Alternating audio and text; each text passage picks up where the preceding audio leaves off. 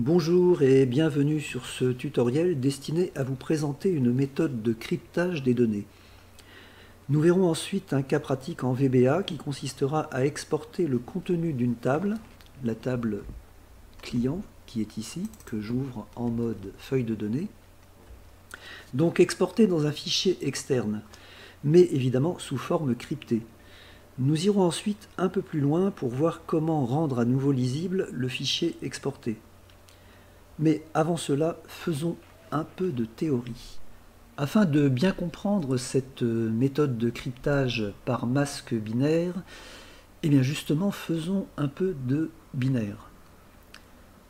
En commençant par un exemple simple qui consiste à crypter par exemple la lettre A. On connaît la table des codes ASCII qui contient donc tous les caractères que nous utilisons dans nos systèmes informatiques. Donc la table des codes ASCII, eh bien, la lettre A majuscule est codée 65, soit en binaire, eh bien, cette série de 1 et de 0. Ensuite, pour convertir un caractère, et pour pouvoir le retrouver, on verra ça par la suite, eh bien, on utilisera une clé de cryptage que j'ai décidé de valoriser à 175, par exemple, et qui nous donne en fait cette série de 1 et de 0 qui nous servira donc de masque binaire pour convertir. La conversion en elle-même, eh bien, elle utilisera l'opérateur logique XOR. Bon, on connaît les opérateurs AND et OR, mais celui-ci, dans le domaine du cryptage, a une propriété intéressante. C'est par rapport à son action qui consiste à retourner vrai si une et une seule des valeurs comparées est vraie, une et une seule. Dans le cas contraire, il retourne faux. Alors voyons le traitement binaire. Voilà ici dans un tableau la lettre A majuscule, code 65, qui se traduit de cette façon en 0 et 1. Alors si on fait un petit rappel, pour convertir par exemple en décimale, ces valeurs 0 et 1 sont multipliées par un coefficient, donc en partant de la droite. Ici nous sommes sur 8 positions binaires. C'est un exemple qui se veut simple, hein. Dans la réalité, le cryptage pourra se faire sur 32 positions, 64, 128, voire 256 positions binaires, les systèmes les plus complexes et les plus évolués. Là, c'est simplement pour la démonstration, donc nous allons faire simple. Et il s'agit ici, en fait, pour convertir en décimale, de multiplier par un coefficient, alors qui sera en partant de la droite vers la gauche, 1, 2, 4, 8, 16, 32, 64, 128.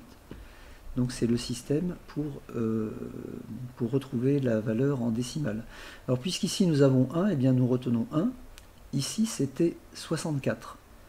Donc 64 fois 1, on a 64. Ici nous avons 1. Bon, tout ce qui est multiplié par 0, on le sait, donne 0. Nous avons donc 64 plus 1, ce qui donne bien 65. Ici, 175, la valeur binaire, eh bien, c'est celle-ci. Je vous laisse libre de refaire l'expérience. Hein. Donc je rappelle 1, 2, 4, 8, c'est toujours multiplié par 2. Et vous déterminez le coefficient qui vous permettra à la suite, en additionnant, de retrouver la valeur décimale. Mais bon, là n'est pas vraiment le sujet. Ce qui va être important, en fait, c'est la valeur convertie ici, au niveau du résultat, grâce à l'opérateur logique XOR. Alors, je vous ai parlé des propriétés de cet opérateur. En fait, donne vrai si une seule condition est vraie, et faux dans tous les cas. Donc ici, le 1, on considère que c'est vrai, et le 0, faux. Donc, vrai, vrai donne 0. 0 et 1 donnent vrai, puisque un seul élément est vrai. Ici, même chose, ici, même chose. Là, nous avons 2 fois 0. Ici, même chose. Nous récupérons 1. Et ainsi de suite. Donc, nous obtenons cette valeur. Donc ici, le résultat binaire est égal à 238 en décimale, ce qui donne un caractère, on ne sait pas trop lequel, enfin si, là je l'avais mentionné, c'est un i accent circonflexe, qui remplacera en fait le caractère a. Alors, comment retrouver notre caractère a avec ce i accent circonflexe? Eh bien, grâce à la méthode XOR, en utilisant le même masque binaire, eh bien, vous allez voir qu'on retombe sur la même valeur. Si je reprends la même logique, je rappelle, donne vrai si une seule condition ou un seul élément est vrai. Nous avons ici faux, vrai, donne 1. Donc un seul est vrai. 1 donne 0, 1 donne 0, 1 donne 0, etc. Et vous voyez que nous retombons sur notre caractère, enfin notre code 65 qui correspond au caractère A majuscule. Donc c'est une propriété intéressante pour crypter et décrypter en utilisant la même clé de cryptage évidemment. Si on prenait une autre clé, nous obtiendrions un résultat farfelu. Passons maintenant à la pratique en revenant sur notre base Access et en commençant par créer un module puisqu'il s'agit de VBA. Donc créer, nouveau module, et nous allons commencer par écrire une première fonction qui va nous renvoyer un caractère et un seul crypté. Donc nous allons commencer par un exemple simple, et je vais nommer ma fonction donc function crypt lettre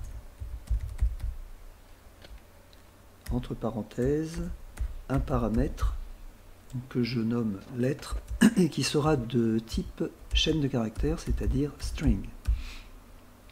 Je ferme, et s'agissant d'une fonction, celle-ci renvoie une valeur qu'on spécifie ici après la parenthèse fermante, qui sera également de type string, c'est-à-dire que la lettre, ce sera une lettre retournée, mais avec un autre code ASCII. Maintenant, nous allons procéder à les déclarations. Donc, dim, je vais utiliser une variable intermédiaire que je vais appeler code lettre, as integer, puisqu'on va travailler plutôt sur les codes ASCII des lettres concernées. Ensuite, une autre variable que je déclare qui va accueillir le code ASCII modifié, donc que je vais appeler nouv code, également as integer. Ensuite, je vais définir une variable pour la clé. Vous vous souvenez, la clé 175 que j'avais utilisée. Donc, dim clé également as integer. Je vais sauter une ligne pour mettre un peu d'espace, pour aérer un peu le code. Et là, je vais affecter une valeur code lettre égale quoi? Eh bien, en fait, le code ASCII de la lettre passée en paramètre. Donc, j'utilise la fonction Visual Basic, c'est une fonction interne, ask, de ma lettre passée en paramètre. Ensuite, je vais donner une valeur à ma clé. Clé égale 175, je reprends la même clé, évidemment, vous pourriez utiliser une autre clé pour vérifier. Et enfin, novecode. Eh bien, novecode, c'est le code qui va finalement passer à la moulinette entre le code de la lettre et la clé. Et vous vous souvenez que c'était l'opérateur logique, XOR. Donc, code lettre XOR clé. Donc là, nous allons récupérer un code. Alors si c'était les mêmes lettres que dans le petit exemple que je vous avais montré, avec la même clé de cryptage, eh bien, nous aurions le code 238 ici, qui correspond au I accent circonflexe qu'on avait vu précédemment. Maintenant, je vais préciser la valeur de retour crypte lettre comme ceci, égale, donc la valeur de retour, nous reprenons le nom de la fonction à laquelle nous affectons la valeur du résultat obtenu, qui est nouveCode. Mais ici, ce n'est pas le code que nous devons renvoyer, c'est la lettre correspondant à ce nouveau code. Donc nous allons utiliser une autre fonction qui permet d'obtenir le caractère correspondant à un code ASCII, c'est-à-dire CHR de nouveCode, comme ceci. Et c'est tout. Alors maintenant, nous allons voir comment crypter une lettre quelconque. Ici, à partir de la fenêtre d'exécution, eh bien, je vais demander l'affichage. Ici, alors point d'interrogation ou debug.print, hein, c'est la même chose. Dans la fenêtre d'exécution uniquement, parce que le point d'interrogation dans le code ne fonctionnerait pas, alors que debug.print, oui. Eh bien, je vais appeler cette fonction crypt lettre. Entre parenthèses, eh bien, je vais lui passer un caractère, alors le A majuscule, mais on essaiera avec une autre lettre. Et vous voyez qu'il me retourne le I accent circonflexe. Donc si je remplace par le caractère Z par exemple, eh bien ça me donne ce caractère ci-dessous. Voilà donc une première fonction, un premier exemple pour montrer comment crypter une lettre. Voyons maintenant un deuxième exemple où la clé de cryptage sera passée en paramètre. Donc la fonction varie peu, je vais simplement faire un copier-coller. Donc CTRL-C, je me positionne ici, CTRL-V, et je vais donner un autre nom, je vais la nommer crypte lettre 2. Alors j'avais dit un second paramètre qui correspondra à la clé. Donc clé as integer,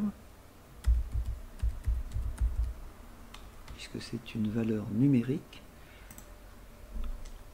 À l'intérieur du code, nous n'avons plus besoin du coup de la déclaration de la clé, puisqu'elle arrive via un paramètre. Ensuite, nous définissons à nouveau le code lettre égale code ASCII du paramètre lettre. La clé, eh bien, nous ne la définissons pas puisque, encore une fois, elle arrive via le paramètre clé. Et ici, c'est la même chose, hein, la même formule, nouveCode égale code lettre XOR clé. Crypte lettre, pardon. Alors, il faut donner le nom correct de la fonction, puisque je l'ai renommée crypte lettre 2. Et c'est tout. Alors maintenant, un petit test immédiat. Alors, print ou debug.print. Crypte lettre 2. Entre parenthèses, eh bien, je vais passer le N majuscule par exemple, virgule, et puis la clé, on va dire 208 par exemple. Je valide et vous voyez, j'obtiens également un caractère qui ne laisse pas penser que nous avons affaire au N majuscule. Alors justement, comme je vous le disais dans la partie théorique, en effectuant la manœuvre inverse et la même clé de cryptage, donc qui devient une clé de décryptage de ce fait, eh bien nous retrouvons la lettre initiale. Alors on va tester, je reprends justement le caractère généré en faisant un copier-coller que je vais placer entre les guillemets. Voilà, donc ce caractère avec chapeau, j'efface le résultat obtenu ici, et avec la même clé, donc on devrait obtenir le caractère initial, et vous voyez que j'ai validé, nous obtenons bien la lettre N majuscule. Je vais maintenant créer une fonction qui va cette fois crypter une chaîne de caractères entière. Cette fonction, je vais l'appeler donc function crypt entre parenthèses une variable passée en paramètre de type texte, donc ce sera la chaîne de caractères ou la phrase ou le mot, as a string, et évidemment la fonction retourne également une chaîne de caractères mais cryptée cette fois. À l'intérieur de cette fonction, eh bien, nous allons commencer par déclarer une variable intermédiaire qui correspondra en fait à la chaîne de caractères cryptée qui va se construire au travers d'une boucle qui va passer en revue caractère par caractère les éléments passés ici dans la variable texte. Donc je vais la nommer vText as string évidemment. Ensuite, j'ai parlé d'une boucle et nous allons utiliser une variable de boucle que je vais appeler i, qui sera de type long. Tout dépend de la longueur de la chaîne de caractères. Donc il vaut mieux prendre une variable numérique qui peut accueillir des valeurs élevées. Ensuite, nous allons faire un test avec le if, tout simplement parce que la variable passée en paramètre texte pourrait être vide, ce qui, dans ce cas, ne nécessiterait pas de traitement. Donc, nous allons écrire if not is nul, la variable texte, then. Donc, si ma variable texte n'est pas nulle, eh bien, que fais-je? Je vais déjà initialiser, ça c'est une habitude à prendre, les variables qui sont déclarées, de les initialiser assez rapidement avant leur utilisation. Donc, vText égale vide. Et ensuite, je vais partir dans la boucle qui va passer en revue caractère par caractère. For i égale 1. Alors 1 tout quoi? Tout la longueur de la chaîne passée en paramètres. Avec la fonction interne len, donc len de texte. Comme ça la boucle fera un certain nombre de tours et ni plus ni moins que la longueur du texte. À l'intérieur de la boucle, eh bien, je vais spécifier que vText, c'est ma variable qui va évoluer,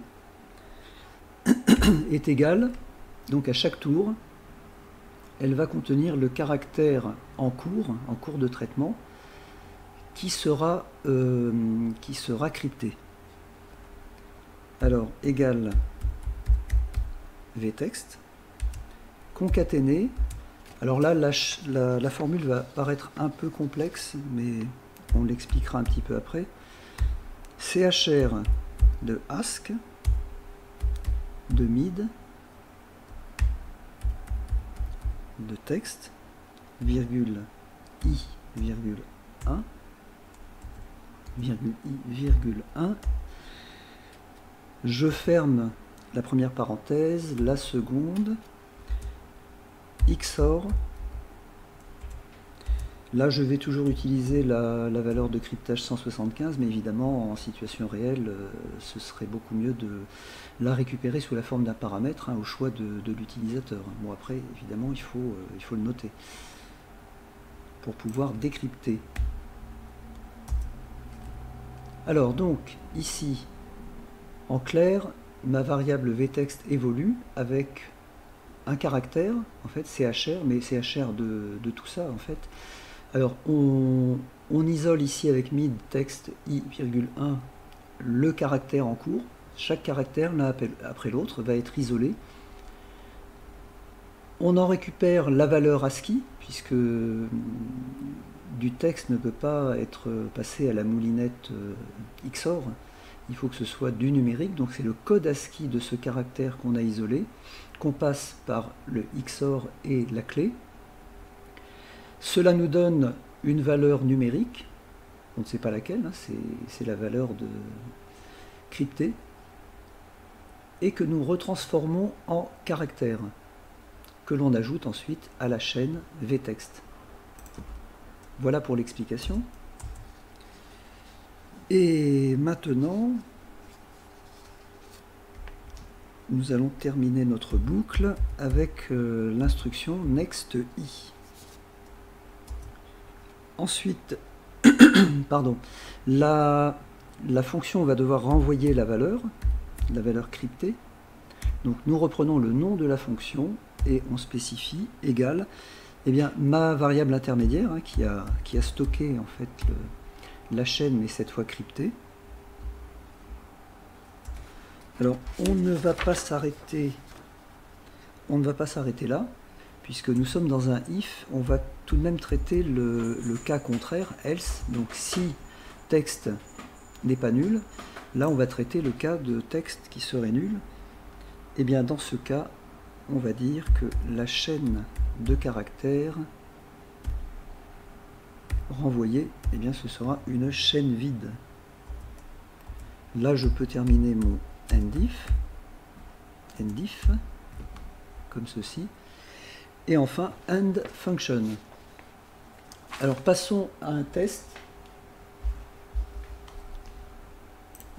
Dans la fenêtre d'exécution, je vais écrire donc print ou debug.print crypt entre parenthèses une chaîne de caractères que je vais passer. Je vais donc écrire par exemple salut les copains.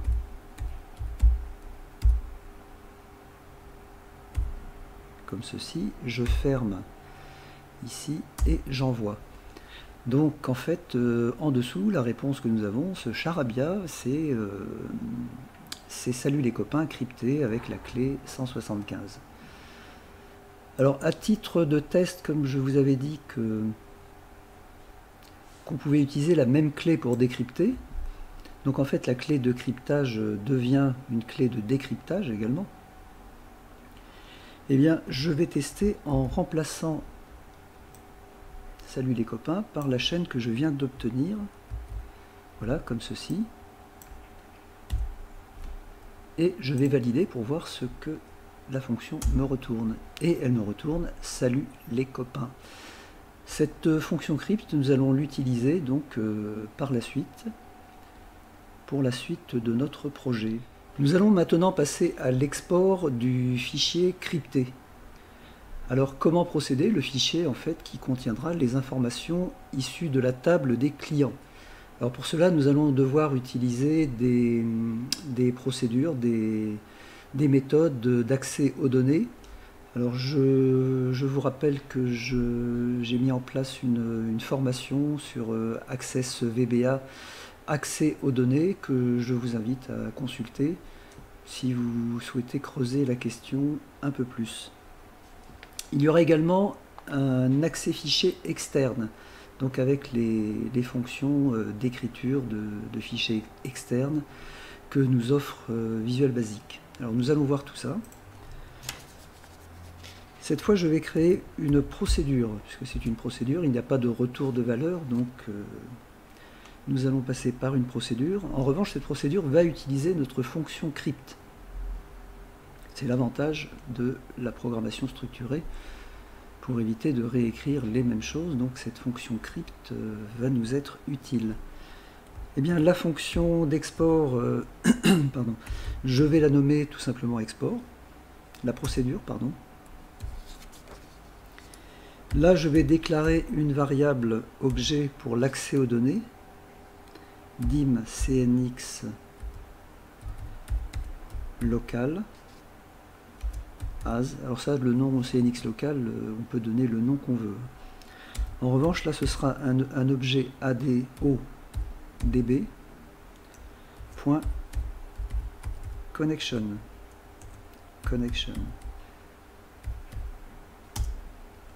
Ça, c'est un objet qui va nous permettre d'accéder à une base, à savoir dans ce cas précis, à la base courante. Mais nous devons tout de même le déclarer. Ensuite, un objet record set, c'est-à-dire qui va pointer sur la table des clients. Dim, alors je vais l'appeler rs as new, donc nous créons un nouvel objet en mémoire, adodb point record set. Ensuite, une variable que je vais appeler ligne, c'est-à-dire que dans le fichier externe, eh bien, je vais faire du ligne à ligne pour chaque enregistrement. Et c'est cette variable qui servira à écrire dans le fichier txt que nous allons générer. As string. Ensuite, une variable qui va enregistrer le nom du fichier. Le nom du fichier externe. Parce que pour l'instant, nous n'avons pas spécifié comment nous allions le nommer. Donc, dim nom fichier, as string également.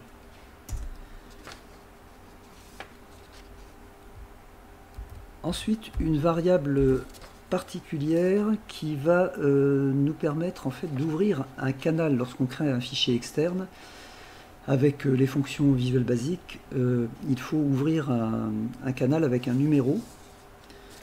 Et c'est cette variable qui va enregistrer le numéro de ce canal d'accès au fichier externe. Alors là, nous allons lui attribuer un type variant. Eh bien, ce canal, on l'obtient grâce évidemment à la variable f, mais sur laquelle nous allons envoyer le numéro de ce canal via la fonction VBA FreeFile. Donc f égale FreeFile. Ensuite, le nom du fichier, l'affectation de notre nom de fichier. Nom fichier est égal à quoi? Eh bien, on va faire en sorte de l'enregistrer dans le même dossier que notre base de données. Donc nous allons utiliser une méthode de l'objet currentProject qui nous renvoie le chemin de la base courante auquel nous allons rajouter un nom de fichier.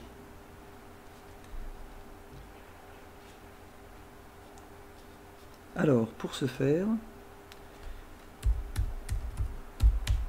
donc le nom du fichier complet, hein, c'est currentProject, c'est-à-dire chemin compris, hein, point pass, comme ceci, pass pardon,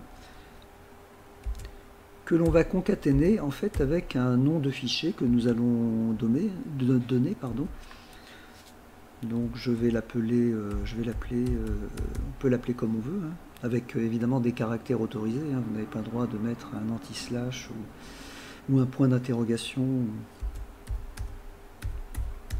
crypté, donc les caractères accentués sont autorisés, .txt. Donc ça c'est notre nom de fichier, chemin et fichier crypté.txt, qui va être contenu dans la variable nom fichier. Maintenant, je vais affecter la variable objet cnx local, donc set cnx local égale, alors toujours le même objet, c'est current project, Alors, project, point, connexion. Donc là, en fait, cette variable pointe sur la base courante. Ensuite, ensuite, nous allons ouvrir ce fichier externe. Alors, c'est une méthode particulière qu'on trouvait dans les plus anciennes versions du langage basique. Non fichier for output pardon, en sortie as et le numéro du canal qui est en fait F, comme ceci. Ensuite, je vais également ouvrir le record set, c'est-à-dire la table des clients. Alors là, cette fois, c'est la méthode open de l'objet record set. Je précise ici le nom de la table concernée, virgule, CNX local. Donc ça, c'est un paramètre pour spécifier que c'est une table qui est associée à la base courante que nous avons déclarée ici par cette CNX local égale currentproject.connection. Et bien maintenant, nous allons partir en boucle dans notre record set jusqu'à la fin du record set, donc en fait jusqu'à la fin du fichier. Ligne à ligne, nous allons lire les différents enregistrements.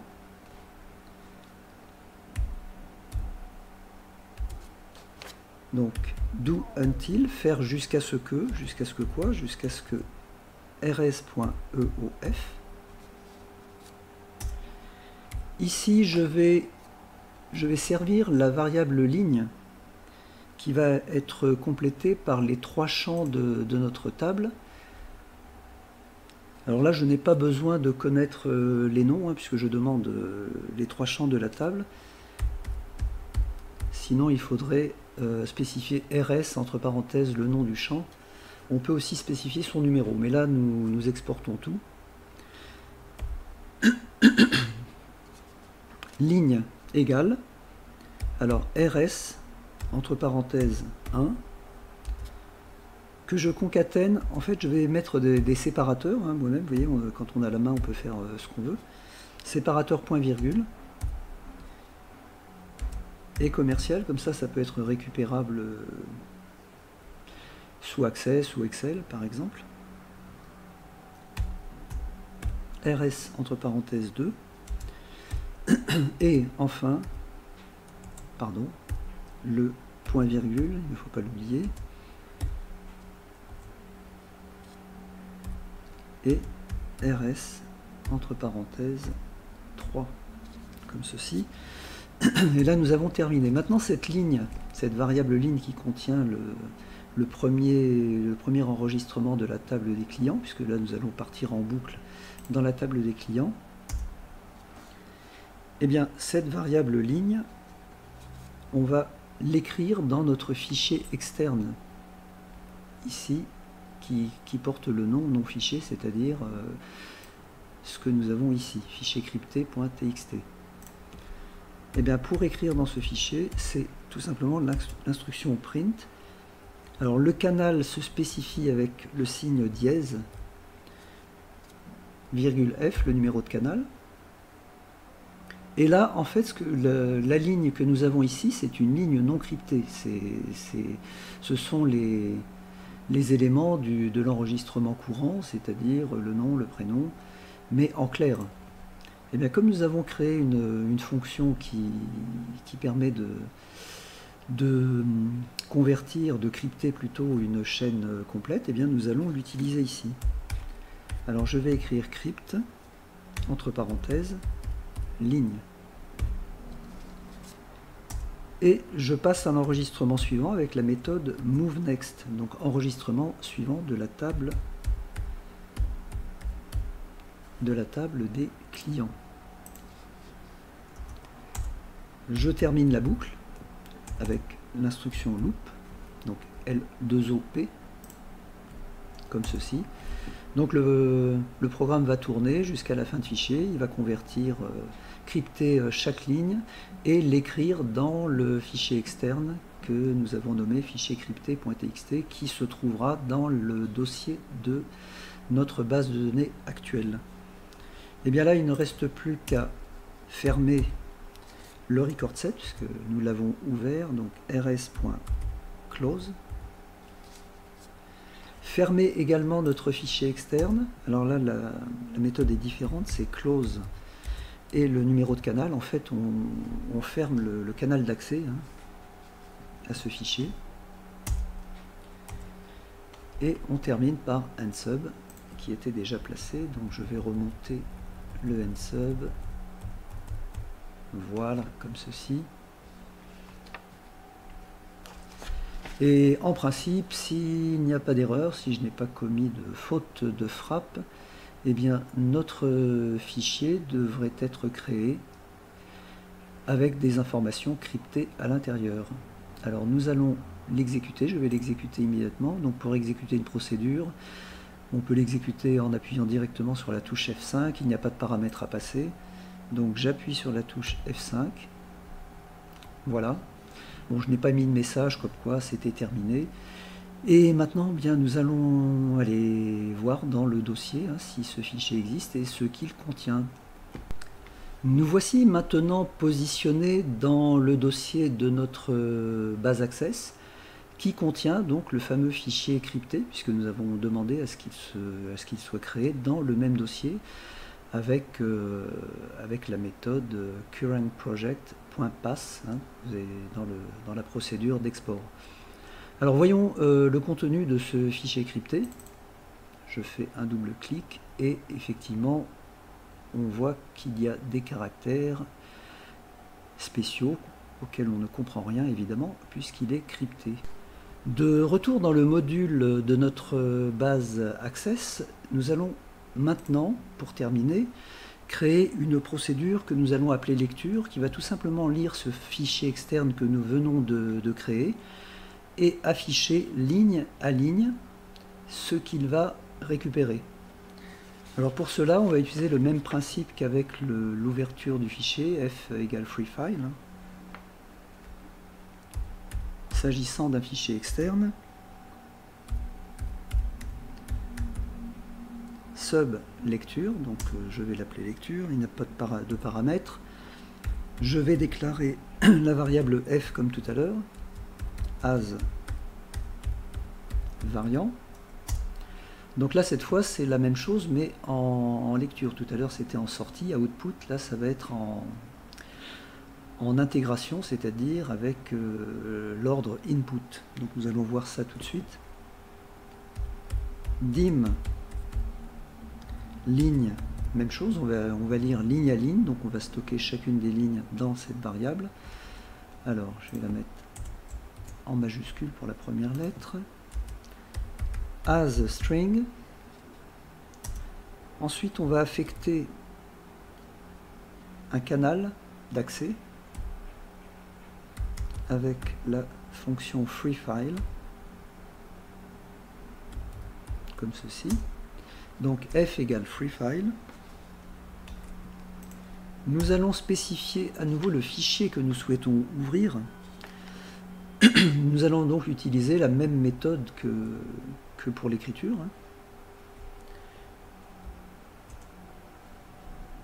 Alors avant ça, j'ai omis de déclarer la variable nom de fichier, donc dim nom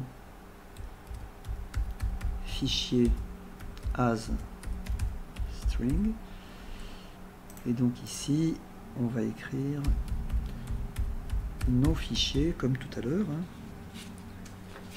égal, d'ailleurs on peut reprendre, on peut faire un copier-coller. Ah, il n'a pas aimé que je quitte après le égal, mais bon, ce n'est pas grave. Voilà, on va le consoler tout de suite. Donc non fichier, c'est la même chose, puisqu'on va pointer sur le même fichier. Maintenant, Ce fichier, nous allons l'ouvrir comme tout à l'heure.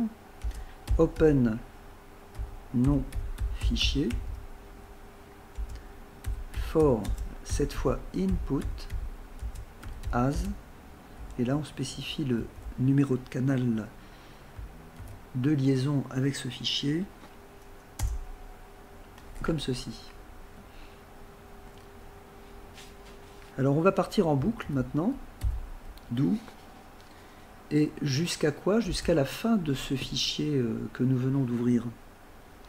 Alors la méthode est différente par rapport aux tables que nous avons vues avec les méthodes ADO. Là ce n'est pas tout à fait la même chose. Ici donc nous allons ligne à ligne récupérer les informations. Input dièse F, donc canal F, virgule, ligne, donc que nous récupérons dans la variable ligne. Alors évidemment, là on récupère une chaîne de caractères cryptée. Eh bien, on va demander son affichage dans la fenêtre d'exécution ci-dessous, tout simplement, puisque c'est une procédure de test. Il y aura possibilité de réintégrer dans une table.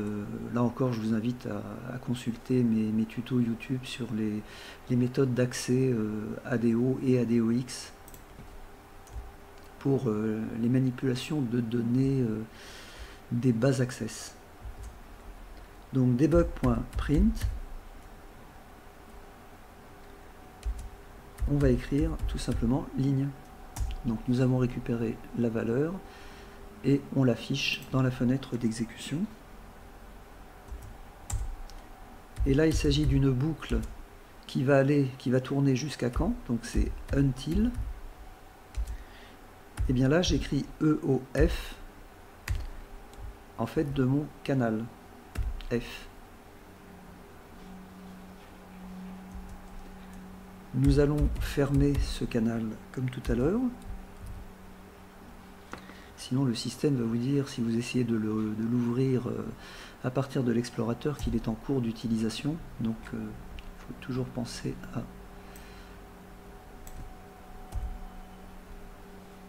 comme ceci. Eh bien nous allons tester cette procédure immédiatement, parce que là c'est terminé, nous avons fermé. A priori tout est bon. Bon, s'il y a une erreur, on verra comment la corriger, et F5 pour exécuter la procédure. Bon, il n'y a pas eu d'erreur, et vous voyez que cette procédure nous a affiché le contenu complet de notre fichier externe avec les données cryptées issues de la table des clients. Alors on va s'amuser un petit peu, si je puis dire, puisque là nous affichons la ligne cryptée. Eh bien on va afficher la ligne cryptée et la ligne décryptée. Debug.print, comme je vous l'avais dit précédemment à 2 reprises, que la fonction crypt en fait faisait les 2 usages, cryptage, décryptage. Et bien avec la même clé, ces caractères que nous ne comprenons pas, eh bien le système, grâce à la fonction crypt, va nous les rendre intelligibles.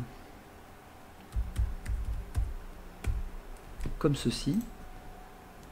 Alors je vais effacer ce qui est apparu déjà dans la fenêtre d'exécution, qu'on y voit plus clair, et je vais réexécuter, donc touche F5.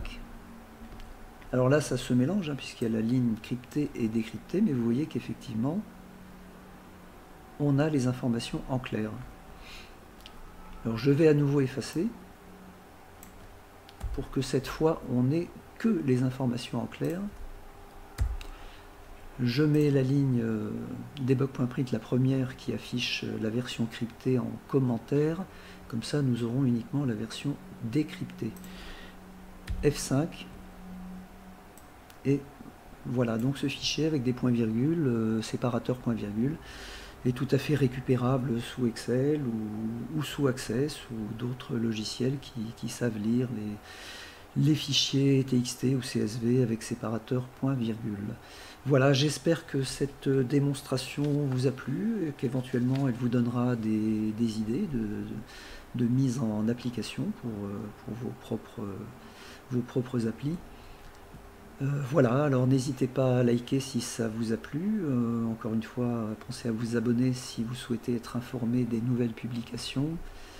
Et puis laissez-moi des commentaires hein, s'il y a lieu, ou si vous avez des interrogations, des questions, ou des remarques particulières. Voilà, merci beaucoup et à bientôt.